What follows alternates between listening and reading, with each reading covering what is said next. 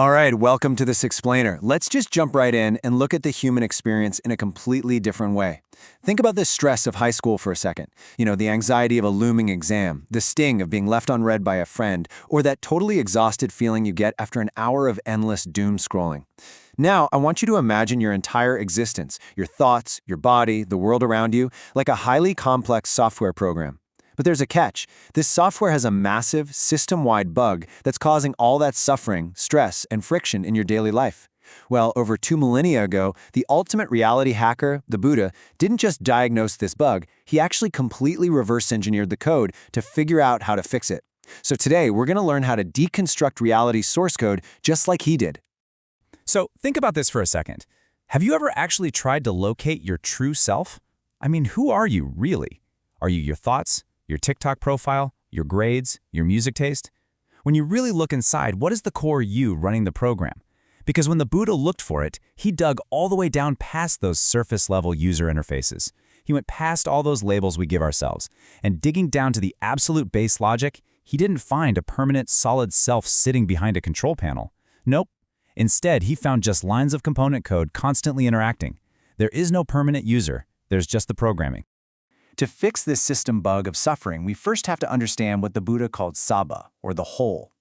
Think of this like tearing down a broken gaming PC. You can't fix a malfunctioning console by just yelling at the monitor, right? You have to take the totality of your existence and analyze it by breaking it down into its absolute base components.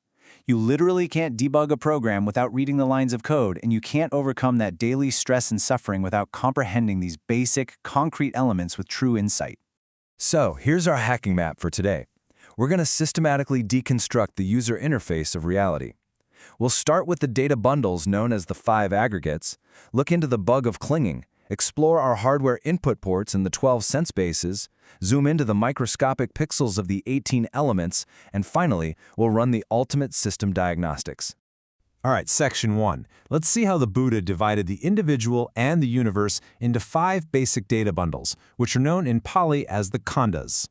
What's wild is that these 5 bundles make up the entire illusion of you.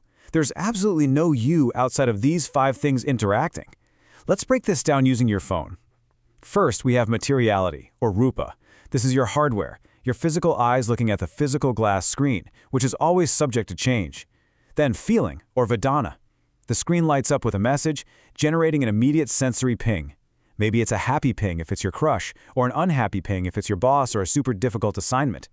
Third is perception, sanya. Your brain instantly slaps a label on it. Ah, that's a text from Sarah.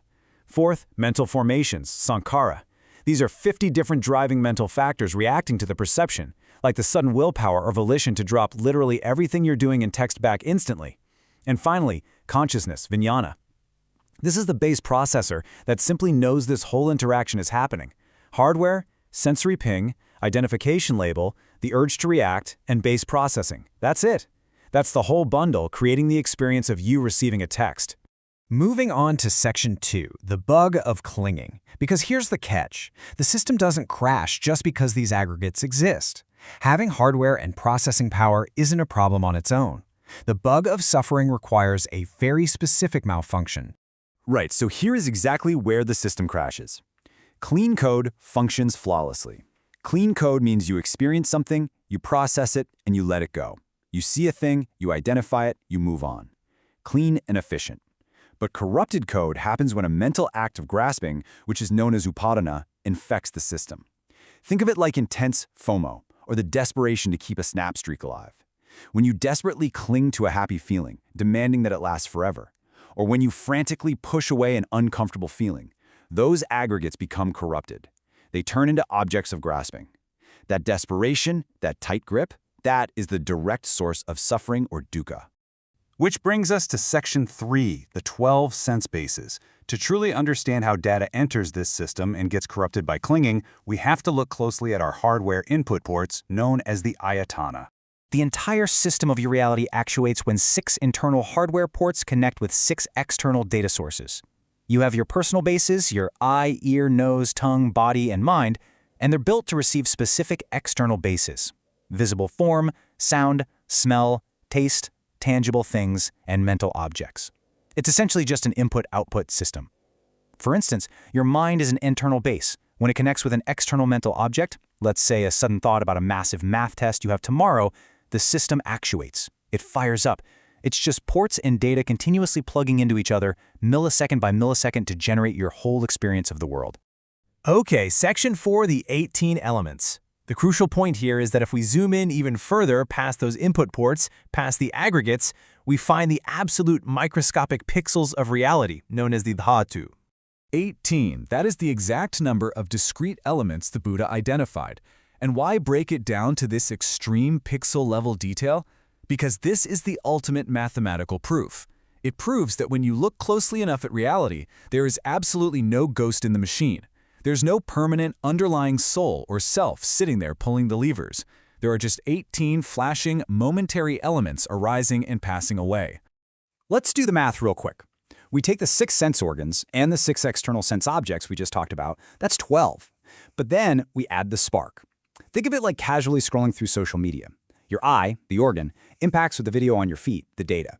In that exact fraction of a millisecond of impact, it generates a specific spark, eye consciousness.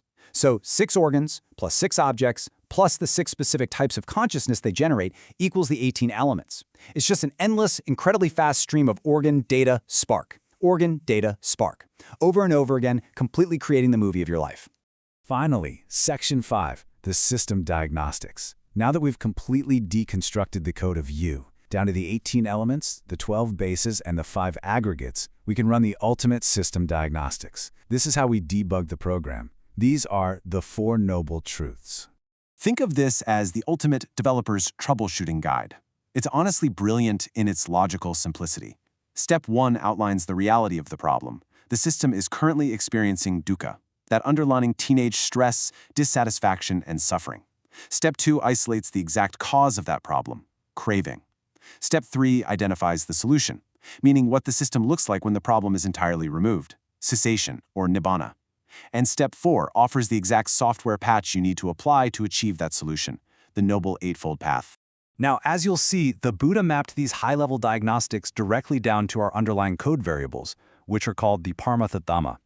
And here is the absolute most incredible part of this entire framework.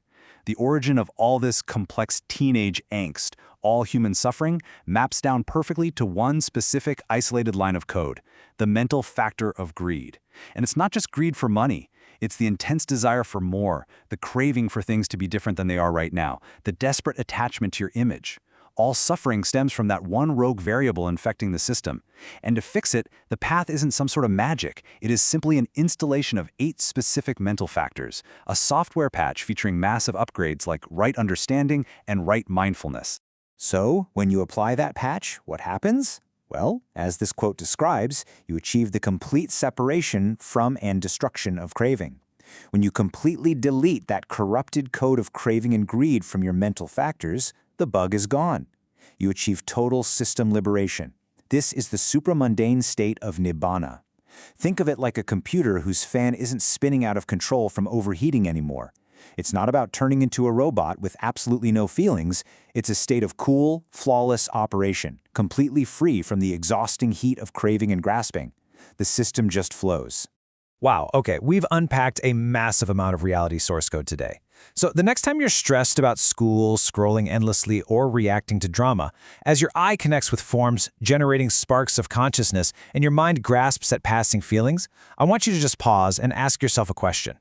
If you are merely a collection of these 18 momentary interacting pixels of code, where exactly is the permanent stressed out you hiding? Keep searching for that answer. Thank you so much for joining me on this explainer, and keep questioning your reality.